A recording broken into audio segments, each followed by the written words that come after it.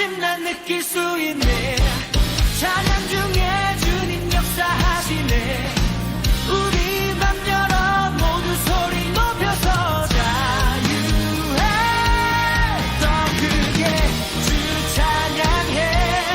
누구보다 더 소리 높여 외치세.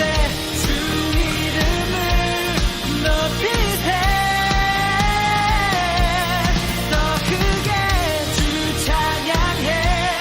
누구보다 더 소리 높여 외치세. 주 이름을 높이세.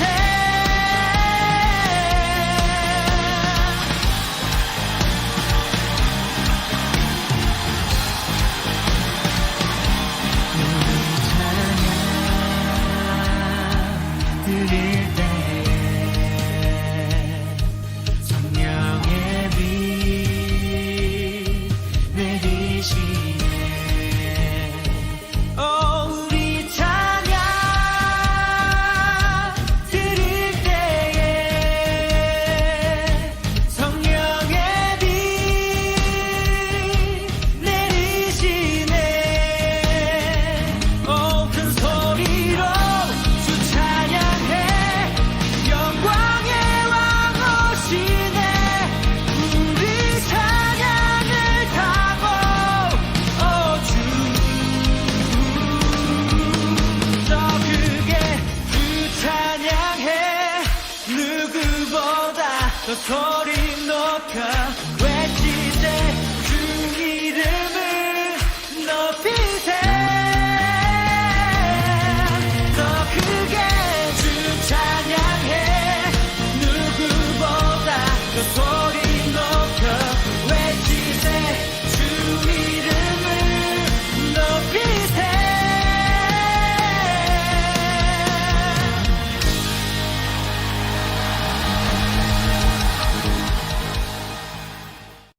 사랑의 하나님 아버지, 지난 한 주간도 저희들을 인도해 주시고 어딜 가든지 지켜주시고 보호해 주셔서 아프지 않고 건강하게 지낼 수 있게 해주시네 감사합니다.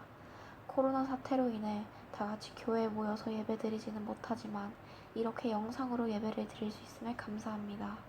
오늘 하루 말씀을 전해주시는 김정우 목사님을 성령으로 충만케 하셔서 능력 있는 말씀을 전하게 하여 주세요. 저희 중고등부 학생들 모두 다 주님께 기도하고 찬양하며 하나님을 항상 기쁘게 하는 삶을 살길 도와주세요. 감사하며 이 모든 말씀 예수님 이름으로 기도드립니다. 아멘. 다 같이 느헤미야 1장 1절에서 11절 말씀을 함께 봉독하겠습니다. 하가랴의 아들 느헤미야의 말이라. 아닥사스다 왕 제20년 기슬르월에 내가 수상궁에 있는데 내 형제들 가운데 하나인 하나니가 두어 사람과 함께 유다에서 내게 이르렀기로 내가 그 사로잡힘을 면하고 남아있는 유다와 예루살렘 사람들의 형편을 물은즉 그들이 내게 이르되 사로잡힘을 면하고 남아있는 자들이 그 지방 거기에서 큰 환난을 당하고 능욕을 받으며 예루살렘 성은 허물어지고 성문들은 불탔다 하는지라. 내가 이 말을 듣고 앉아서 울고 수일 동안 슬퍼하며 하늘의 하나님 앞에 금식하며 기도하여 이르되 하늘의 하나님 여호와 크고 두려우신 하나님이여 주를 사랑하고 주의 계명을 지키는 자에게 언약을 지키시며 긍휼을 베푸시는 주여 간구하나이다. 이제 종이 주의 종들인 이스라엘 자손을 위하여 주야로 기도하오며 우리 이스라엘 자손이 주께 범죄한 죄들을 자복하오니 주는 귀를 기울이시며 눈을 여시사 종의 기도를 들으시옵소서. 나와 내 아버지의 집이 범죄하여 주를 향하여 크게 악을 행하여 주께서 주의 종 모세에게 명령하신 계명과 율례와 규례를 지키지 아니하였나이다. 옛적에 주께서 주의 종 모세에게 명령하여 이르시되 만일 너희가 범죄하면 내가 너희를 여러 나라 가운데에 흐를 것이요 만일 내게로 돌아와 내 계명을 지켜 행하면 너희 쫓긴 자가 하늘 끝에 있을지라도 내가 거기서부터 그들을 모아 내 이름을 두려고 택한 곳에 돌아오게 하리라 하신 말씀을 이제 청하건대 기억하옵소서. 이들은 주께서 일찍이 큰 권능과 강한 손으로 구속하신 주의 종들이요 주의 백성이니이다. 주여 구하오니 귀를 기울이사 종의 기도와 주의 이름을 경외하기를 기뻐하는 종들의 기도를 들으시고 오늘 종이 형통하여 이 사람들 앞에서 은혜를 입게 하옵소서 하였나니 그때에 내가 왕의 술관원이 되었느니라. 안녕하세요. 자카르타 한연합교회 중고등부 여러분 반갑습니다. 오늘은 느헤미야 1장 1절에서 11절까지의 말씀으로 함께 애통이라는 제목으로 말씀을 함께 나누도록 하겠습니다. 일제강점기, 여러분 오늘 말씀의 처음 시작이 일제강점기를 좀 얘기를 하려고 하는데요. 일본이 우리나라를 침략하고 한때 좀 이렇게 식민지화해서 점령했던 시기가 있었습니다. 일제강점기가 있었는데 일본에게 고통을 받던 우리 한국 민족들은 굉장히 많은 억압 속에 무기력함도 있었고 또 많은 고통과 고난을 받아왔죠. 그런 망한 그 나라, 이렇게 점령당한 나라에 대한 아픔에 대해서 많은 독립투사들도 일어났었고 그리고 또 많은 정말 그 나라를 위해서 생명을 거셨던 분들이 많이 일어났었습니다. 이제 그때 모두가 어쩔 수 없고 민족을 이렇게 그냥 가는 것밖에 없다라고 생각하는 친일파들이 생기기도 했었고 또 한편으로는 그럼에도 불구하고 나라를 위해서 끝까지 기도하고 나라를 위해서 끝까지 가만히 있을 수 없고 싸워야겠다라고 생각했던 그런 분들이 있었죠. 그러던 때에 도쿄에서 공부하던 학생들의 2월 8일 독립선언으로 인해서 그 영향을 받아 그 유명한 3.1운동이 촉발되었던 것을 볼 수 있게 되는데 만세운동을 이끌던 유관순 열사도 3.1운동을 이끌던 유관순 열사도 4월 1일 날 아우네 정태에서 시위를 이끌다가 일본 헌병대에게 붙잡혀서 서대문 형무소에서 복역을 하다가요 옥사를 하게 됩니다. 옥중에서 돌아가시게 되죠. 당시 17살의 나이에 불과했던 소녀였고요. 그리고 타협을 거절해서 순국했던 그런 영웅으로 우리가 기억을 하고 있습니다. 그렇게 나이가 어리지만 나라를 사랑했던 유관순 이 열사의 나라를 위한 간절한 기도가 있었는데 이 간절한 기도는 이러했는데요. 제가 그 유관순 열사의 기도를 좀 읽어드리도록 할게요. 내 손톱이 빠져나가고 내 귀와 코가 잘리고 내 손과 다리가 부러져도 그 고통을 이길 수 있사오나 나라를 잊어버린 그 고통만은 견딜 수가 없습니다. 오 하나님이시여 이제 시간이 임박하였습니다. 원수를 물리쳐 주시고 이 땅의 자유와 독립을 주소서. 내일 거사할 각 대표들에게 더욱 용기와 힘을 주시고 이로 말미암아 이 민족의 행복한 땅이 되게 하소서. 주여 같이하여 주시고 이 소녀에게 용기와 힘을 주옵소서. 대한독립 만세, 대한독립 만세. 나라에 바칠 목숨이 오직 하나밖에 없는 것만이 이 소녀의 유일한 슬픔입니다. 나라를 위해 기도했던 이 유관순 열사와 같은 분이 계셨고요. 또 그런 분들이 생명을 바쳤기 때문에 이 대한민국이 있었습니다. 나라를 위해서 정말 사랑하고 기도했던 그리고 이 시대의 아픔에 대해서 그냥 넘어간 것이 아니라 애통해 할 수 있던 사람들이 있었기 때문에 지금 우리가 있지 않은가 하는 생각을 해보게 되는데요. 자, 그런 것처럼 오늘 성경에서도 나라를 위해서 그 망한 나라 그리고 정말 빼앗긴 나라에 대한 아픔 때문에 애통했던 사람이 오늘 한 명 등장하게 돼요. 느헤미야라는 사람이 있습니다. 이 느헤미야도 그랬는데요. 유다가 망한 이후에 포로로 끌려와 술관원이라는 높은 관직까지 올라갔던 이 느헤미야는 어느 날 이 포로로 끌려오지 않고 남아있던 유다와 예루살렘에 있던 남아있던 모든 거민들에 대한 고난과 또 모든 거기서 환난을 당하고 능욕을 당했던 그 아픔들을 듣게 되고 또 예루살렘 성이 허물어지고 성문들이 불탔다는 소식을 듣게 됩니다.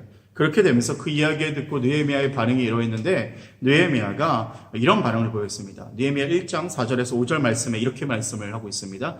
내가 이 말을 듣고 앉아서 울고 수일 동안 슬퍼하며 하늘의 하나님 앞에 금식하며 기도하여 이르되 하늘의 하나님 여호와 크고 두려우신 하나님이여 주를 사랑하고 주의 계명을 지키는 자에게 언약을 지키시며 긍휼을 베푸시는 주여 간구하나이다. 자, 울고 수일 동안 슬퍼하며 하늘의 하나님 앞에 금식하고 기도했다라고 말하고 하고 있는데요. 그 아픈 소식을 듣고 느헤미야가 오늘 뭘 하고 있나요? 바로 애통을 하고 있어요. 애통. 자, 애통이라는 표현을 좀 찾아봤더니 이런 표현의 뜻이 있더라고요. 몹시 슬퍼하고 가슴 아파함, 그리고 슬피 울부짖음, 이것이 바로 애통이라는 그 단어의 의미라고 말을 하고 있습니다. 몹시 슬퍼하며 가슴 아파하며 울부짖는 것을 뭐라고 한다고요? 애통이다. 이렇게 얘기할 수 있다는 것이에요. 여러분, 정말 우리가 민족을 위해서, 나라를 위해서 애통할 수 있는 저와 여러분 되기를 예수님을 축복합니다. 또 좀 다른 이야기를 조금 할 건데요. 저는 친정처럼 생각하는 교회가 있어요. 제가 예수님을 믿고 거듭나고 주님을 영접했던 그런 교회였어요. 그래서 그 교회를 생각하면 제 감정이 참 애틋한데, 그래서 20년 전으로 좀 돌아가 보게 됩니다. 20년 전에 제가 거듭남의 체험을 그때 처음 했어요. 내 죄를 회개하고요. 정말 슬퍼하며 고통스럽게 울었습니다. 예수님을 처음 만났고요. 그리고 아직도 생각하는 게 있는데, 특별 새벽 기도회 마치고 다 함께 통성으로 기도를 막 뜨겁게 하는 거예요. 전 교인들이. 정말 뜨겁게 막 기도를 하고요. 그리고 모든 예배가 마쳐서 그런 은혜가 있었습니다. 그리고 모든 예배 마치고 전부 다 이제 집으로 돌아갔죠. 새벽 예배 마치고. 그래서 저는요, 이제 그날도 어떤 특별한 은혜가 있었죠. 정말 주님을 영접했고 주님을 믿게 되고, 그리고 또 주님이 정말 그 말할 수 없는 한량없는 그런 은사들을 부어주시고 막 성령의 뜨거운 그 불이 임하게 되면서 정말 그렇게 하나님 앞에 회개하고 십자가에 감격해서 남들이 다 돌아간 그 시간에도 혼자 홀로 교회에 남아서 끝까지 기도하고 갔던 기억이 납니다. 당시에 고등학생이었거든요. 고등학교 3학년이었는데 그때 제가 학교에서 갔을 때도 수업 시간에 혼자 막 그 감격이 막 끊어지질 않는 거예요. 그래서 훌쩍거리고 혼자 울고 막 그랬던 기억이, 수업이 안 될 정도로, 절제가 안 될 정도로 그렇게 하나님 앞에 울고 정말 그 시간마다 회개하고 그랬던 기억들이 많이 납니다. 그런 것 같은 체험이 있었던 때가 우리 한국에도 있었습니다. 한국의 더 뜨거운 체험이었죠. 한국의 1907년에 평양에서 시작했던 대붕운동이 한국 전역을 불로 달굴 만큼 뜨거운 부흥의 역사가 있었어요. 한 부흥회를 인도했던 리 선교사라는 분은 이렇게 증언을 했는데, 제가 그때 그 이야기를 한번 읽어드리도록 할게요. 월요일 저녁 우리는 무슨 일이 벌어질는지 모르는 상태로 예배에 참석했다. 우리의 간구를 들어주시기를 하나님께 비는 마음뿐이었다. 예배당에 도착해서 우리 모두는 무언가 일어나고 있음을 느낄 수 있었다. 짧은 설교가 있었고 거기에 모인 모든 사람들이 함께 참여하는 통성기도로 들어갔다. 통성기도는 이때 집회의 특징이었다. 기도가 끝나고 몇 사람이 나와 간증한 후 인도자가 찬송을 인도한 후 집으로 돌아갈 사람은 가고 새벽까지 남아 기도하며 자기 죄를 회개할 사람은 남아있으라고 광고했다. 대부분이 돌아갔으나 500명에서 600명 정도가 나왔다. 우리는 그들을 기역자로 꺾어진 교회 중앙으로 모았다. 그리고 기도를 시작하는데 기도회는 지금까지 우리가 보지 못했던 그런 형태로 진행됐다. 기도를 마친 후 회개할 사람이 있느냐고 하자 그 순간 하나님의 성령이 모인 사람들 위에 임하였다. 한 사람씩 일어나더니 자기 죄를 자백하고는 쓰러져 울기 시작했다. 그들은 마루에 몸을 뒹굴며 주먹으로 마룻바닥을 때리면서 극심한 고통을 호소했다.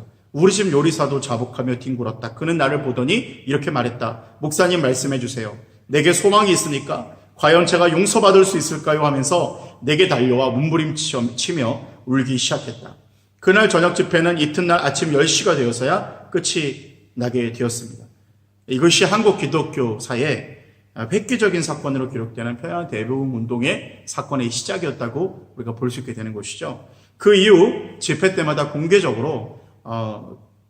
공개적인 자복이 일어나고 통성기도 후에 공개적 자복이 일어납니다. 모든 예배 시간마다 사람들이 앞에 나와서 자신의 죄를 자복하고 성령에 충만하고 성령님께서 찔림을 주셔서 자신의 죄를 회개하고 하나님과의 관계의 회복을 위해서 그렇게 기도하는 모습을 매 모든 시간마다 그렇게 나타나고 드러나 있었다는 것이죠. 숭실대 학장으로 있었던 베어드의 부인은 이렇게 기록했어요. 학생들이 자기 이마 혹은 속으로 마룻바닥을 쳤으며 말 그대로 곤에 사로잡혀 마치 악마가 그들을 찢어놓는 듯 울부짖었다. 그리고는 더 이상 버티고 앉아있기가 어려웠는지 벌떡 일어나더니 울면서 자기 죄대로 고백하기 시작했다. 그들이 쏟아놓은 자백들은 충격적이었다. 마치 지옥이 발칵 뒤집힌 것 같았다. 살인, 간음 등 온갖 더럽고 추한 행위들에서 시작해 방화, 술주정, 도둑질, 강탈, 거짓말은 물론이고 시기와 질투, 멸시와 미움 등 별의별 죄들을 낱낱이 털어놓았다. 듣고 있는 사람들도 겁에 질릴 정도였다. 사람의 힘으로는 도저히 끄집어낼 수 없는 고백들이었다. 여러분 정말 잘 들으셨죠? 눈물로 밖에 정말 읽을 수밖에 없는 글들인 것 같습니다. 너무나 정말 가슴이 뜨거워지고 정말 감동이 되는 글들이에요. 심지어 한국은 이렇게 복을 받았고요. 미국 다음으로 선교사를 가장 많이 파송하는 나라에 이르기까지 됩니다. 여러분 지금 이 시간 잠깐 질문을 할 건데요. 아까 제가 정말 주님을 만났던 그때 그 경험을 제가 말씀을 드렸었고요. 그리고 또 하나는 우리 한국교회 전반적으로 일어났던 일들에 대해서 1900년도 초기부터 있었던 일들에 대해서 제가 전반적으로 좀 말씀을 아주 짧게 드렸습니다. 자, 근데 우리가 이런 생각을, 이 경험을 지금 방금 제가 말씀을 드렸을 때 여러분 한번 생각해 보시면 좋을 것 같아요. 여러분들은 이런 경험을 들을 때 생소하세요? 아니면 여러분 경험을 해보셨다고 생각이 드시나요? 사실 아마 대부분의 우리 학생들이 생소합니다라고 말할 거예요. 처음이에요. 처음 듣는 이야기고 아직 그런 거를 본 적도 없고 경험해 본 적도 없어요라고 말할 수도 있고요. 어쩌면 경험해 본 친구들도 있을 수 있다고 생각합니다. 그런데 여러분 우리가 지금 한번 제가 보니까요. 한국교회 안에서 이런 일들이 많이 축소되고 있는 것은 사실이에요. 정말 한국교회가 이때 1900년도 초기보다는 많이 세련되어졌고 교회도 규모가 있어졌고 건물이 커졌고 많은 프로그램들이 비교도 안 될 만큼 생겼을 테고 많은 공과책, 많은 교보제 그리고 정말로 신앙생활을 하기 좋은 수많은 목사님들의 설교까지 우리 이제 영상으로 다 볼 수 있는 그리고 또 많은 신앙 서적들을 볼 수 있는 시대가 되었습니다. 교회는 어마어마하게 커지고요. 어마어마하게 사실 세련돼졌어요. 자, 그런데 그리고 또 교회 성장학이라는 제가 수업도 저는 그때 들으면서 참 기억에 남았던 게 하나 있었어요. 교회 성장을 위해서 뭐가 필요하느냐? 주차장이 커야 된다. 이런 말도 있었습니다. 주차장이 크면 교회 성장에 큰 도움이 된다는 거예요. 뭐 맞는 말인 거는 같습니다. 그런데요, 여러분 이 모든 것들은 많이 생겼는데 제가 말씀드렸던 아까 초대교회 그 우리나라 한국 교회사에 있었던 그 초기 그 성령의 역사 그리고 방금 목사님이 어렸을 때 경험했던 그 성령의 역사 여러분 그것들이 지금 우리 한국교회 안에 비일비재하게 일어나고 있나요? 그것을 좀 질문 드리고 싶은데 여러분들이 아직 경험해 보지 못했고 여러분들이 아직 보지 못했고 생소하다면 사실은 이것은 한국교회 전반적인 그런 문제들이고 한국교회 전반적으로 있는 참 고질적인 문제들인 것 같아요. 그 문제가 무엇인지 이 시대에서 선지자로 사셨던 데이비 월컬슨 목사님이라는 분은 이 문제에 대해서 이렇게 말을 했습니다. 교회에게 필요한 것은 오직 하나님 한 분과 그분의 영광뿐입니다. 한 번 더 읽어드릴게요. 교회에게 필요한 것은 오직 하나님 한 분과 그분의 영광뿐입니다. 여러분 교회에게 필요한 것은 오직 하나님 한 분과 그의 영광뿐입니다. 여러분 아멘이십니까? 여러분 우리가 교회를 나온다는 그 의미가 뭘까요? 교회에 와서 좋은 친구들 만나고 그리고 맛있는 음식도 우리가 가끔씩 간식도 먹을 수 있고 선생님들을 만나고 또 목사님을 통해서 말씀을 듣기도 하고 우리가 그렇게 뭐 재밌는 프로그램을 즐기기도 하고요. 가끔은 농구도 하고 축구도 하고 뭐 그러면서 교회를 나오고 그리고 오늘 한 주 예배 드렸으니까 이제 집에 돌아가야겠다. 자, 이것이 과연 그 예배를 드렸다는 안도감, 이것이 바로 예수님을 믿는다는 것인 걸까요? 그것이 정말 교회가 참되게 주님을 추구한다는 걸까요? 그렇지 않습니다. 우리가요, 사실은 교회라는 것은 교회가 건물이기도 하지만 오늘 성경에서 분명히 말하는 것은요, 우리 한 명 한 명이 사실은 교회가 되라고 부르신 거예요. 그렇기 때문에 우리가 각자 성도들이 교회라고 했을 때 저와 여러분 한 명 한 명이 교회라 부름을 받았다면 우리가 그러면 정말로 해야 될 일이 무엇일까? 자, 정답을 말씀을 드리면 애통해야 됩니다. 오늘 느헤미야처럼. 그리고 나라를 잃어버렸을 때 애통하는 마음으로 기도했던 유관순의 마음처럼 우리도 우리 한국교회를 위해서 또는 우리의 영혼을 위해서 그렇게 애통하며 기도할 수 있어야 돼요. 자, 애통해야 되는데 무엇을 위해서 애통을 해야 되는가? 두 가지로 나누어서 말씀을 드릴게요. 첫 번째로 당신의 영혼을 위해서 기도해야 합니다. 당신의 영혼을 위해서 기도해야 됩니다. 그리고 애통해야 합니다. 예배 시간마다 하나님을 사모하지 않는다면, 그리고 십자가를 보고 눈물이 더 이상 나지 않는다면, 주님을 위해 드리는 그 어떤 시간에도 이제 아깝다라는 생각이 든다면, 여러분, 그렇다면 이제 당신을 위해서, 저와 여러분, 우리 스스로의 영혼을 위해서 회개하고 애통할 수 있어야 합니다. 성경에는 절대 형식적인 그리스도인에 대해서 말하지 않아요. 그냥 주일날 예배 한번 드리고 오늘 예배 드렸다고 만족하는 거, 영상 예배 그냥 아무 감정 없이 한번 보고 오늘 예배 드렸다라고 말하는 것에 대해서 성경은 참된 그리스도인이라고 한 번도 말한 적이 없어요. 여러분, 이렇게 기도하셔야 됩니다. 하나님, 나는 주님을 아직 만나지 못했습니다. 주님, 나의 모든 죄를 회개합니다. 성령님 내 안에 들으셔서 나를 회개케 해주시고 내게 구원을 주시옵소서라고 기도해야 돼요. 그리고 매일 성경을 묵상하며 매일 기도해야 돼요. 한번 생각해 보십시오. 지금 십자가를 한번 묵상해 보세요. 십자가를 묵상하는데 내 안에 어떤 눈물도 없고 어떤 감동도 없고 어떤 주님이 나를 향해 죽으셨다는 것에 대한 감사함도 없고 예수님이 나를 위해 죽으셨다는 그 뭉클함도 없다면 여러분, 우리는 다시 한번 생각해 봐야 된다는 거예요. 그냥 일주일에 한번 교회 와서 내가 그냥 교회에 등록을 했으니까 나는 자동으로 구원받는다라는 이런 생각을 해서는 안 됩니다. 성경은 그렇게 말하지 않고 있어요. 여러분, 우리는 정말로 오직 예수 그리스도, 오직 예수, 성경에 예수를 믿는다라는 말은 예수의 전부를 드렸다라고 말을 하는 것이죠. 내가 그냥 잠깐 취미생활 하듯이 액세서리처럼 교회를, 내가 액세서리처럼 주님을 생각한다. 성경은 그런 그리스도인에 대해서는 말하지도 않고 있고요. 그런 그리스도인은 있을 수도 없는 것입니다. 여러분, 만약에 우리가 혹여라도 액세서리 같은 그런 예수 그리스도를, 또 그런 십자가 복음을 생각하고 있었다면 우리는 다시 한 번 더 우리의 신앙을 다시 한번 점검해보고 생각해 봐야 될 것 같습니다. 두 번째로 무엇을 위해서 애통해야 됩니까? 한국교회를 위해서 기도해야 됩니다. 한국교회를 위해서 애통해야 돼요. 물론 전 세계 교회를 위해서 애통해야 되겠지만 특별히 우리는 한국인이잖아요. 그래서 한국교회를 위해서 애통해야 돼요. 한국교회가 하나님 한 분만을 갈망하게 해주십시오. 아까 데이비 월커슨 목사님처럼 교회에게 필요한 것은 하나님 한 분뿐이고 그분의 영광뿐이다 라고 말한 것처럼 맞습니다. 주차장 작아도 되잖아요. 사실 교회 건물 작아도 되잖아요. 사실 우리가 더 세련되지 않아도 되잖아요. 충분합니다. 교회가 필요한 건 뭐예요? 하나님 한 분뿐이에요. 하나님 한 분뿐.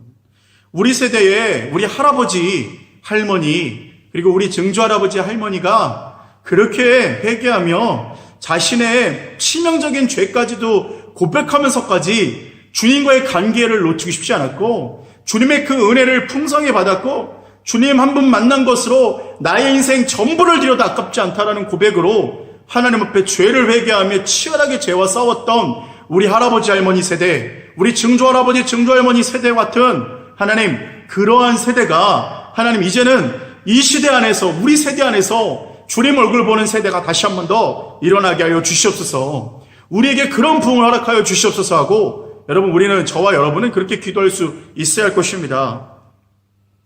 여러분, 제가 늘 얘기하잖아요. 주일 예배 시간마다 와서 멀뚱하게 앉아있다 가고요. 혹은 게임하거나 친구들하고 잡담하거나 그냥 다른 생각하면서 예배 시간 잠깐 버티고 나가는 거, 여러분, 그건 아무 의미가 없습니다. 아무 의미가 없어요. 그거는 예수를 정말 참되게 따르는 그리스도인이라고 성경에 그런 그리스도인은 없습니다.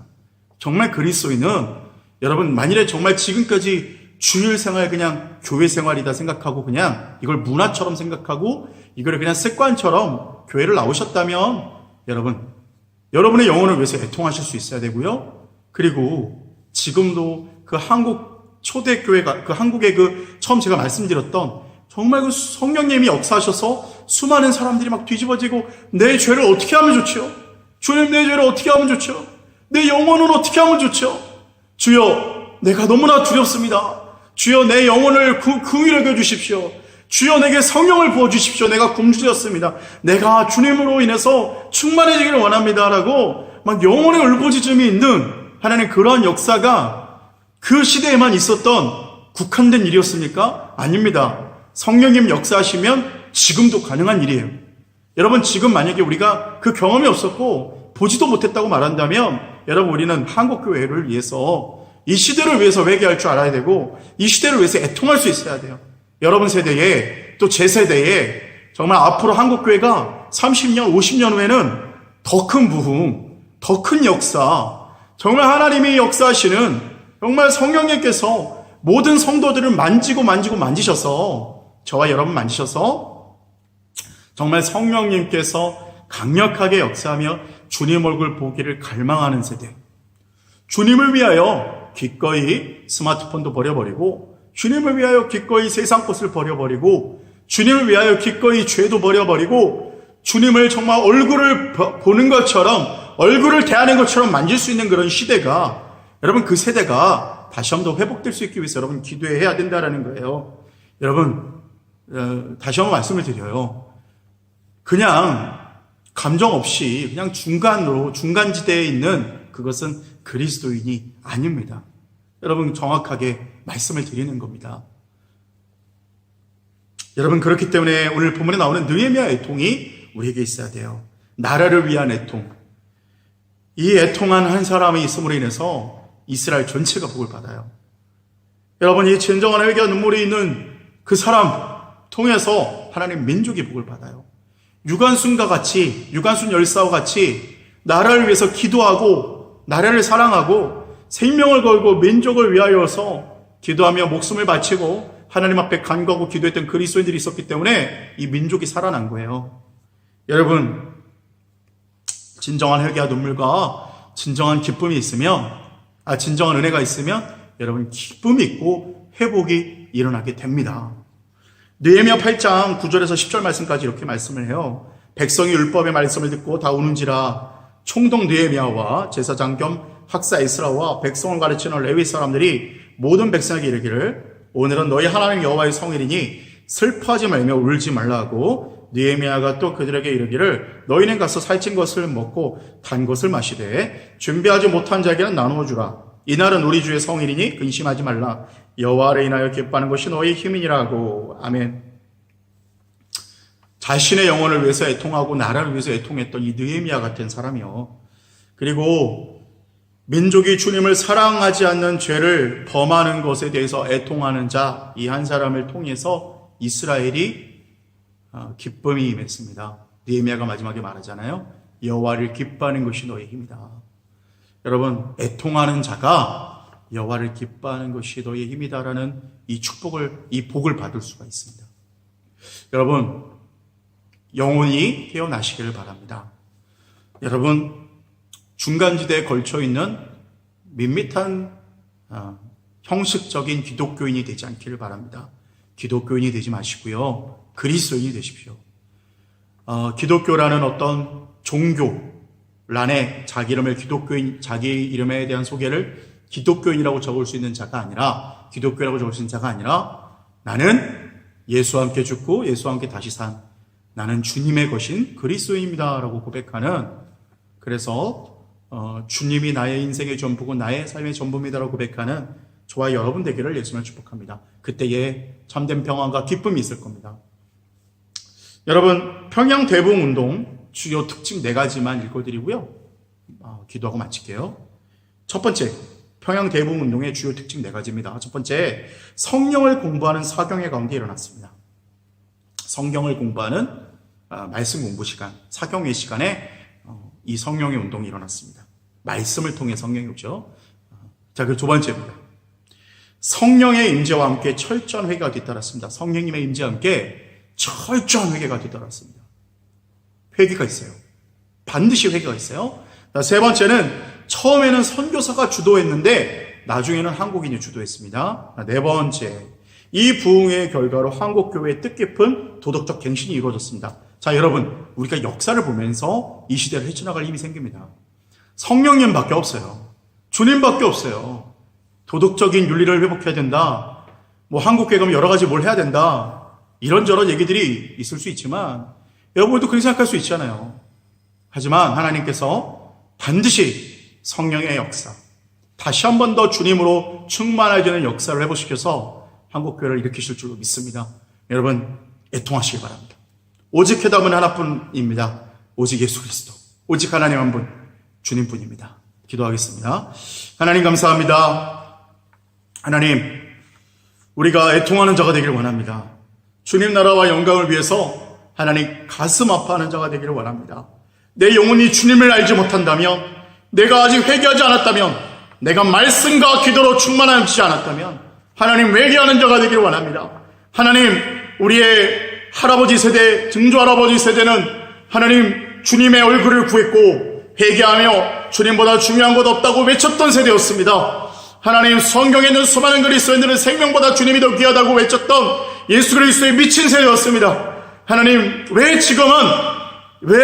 지금은 기독교인이라는 어떤 형식적인 문화생활 정도에 그치는 이런 형편없는 말도 안 되는 신앙 가운데 있습니까? 하나님, 이제 우리 세대에 하나님 주님 얼굴 보는 세대가 되게 하여 주시고 주 예수 그리스도께 미치는 세대가 되게 하여 주시고 예수 그리스도께 생명을 드리는 시대가 하나님 다시 한 번 더 도래하게 하여 주시옵소서. 우리 세대에 주의 얼굴 볼 수 있게 하여 주시고 우리 세대에 깨끗한 손을 들어 다시 한 번 회개하고 성령님의 충만함, 하나님은 정말 대봉운동이 일어날 수 있도록 역사하여 주시옵소서. 함께 하실 것을 믿고 감사하며 예수님 이름으로 기도합니다. 아멘. 이제는 우리 주 예수 그리스도의 은혜와 만극하신 하나님의 사랑과 성령님의 위로통 충만케 하시는 역사가 오늘 함께 예배하며 주님 앞에 애통하기로 결단하는 우리 중고등부 학생 교사들에게 영원히 함께 있을지어다. 아멘.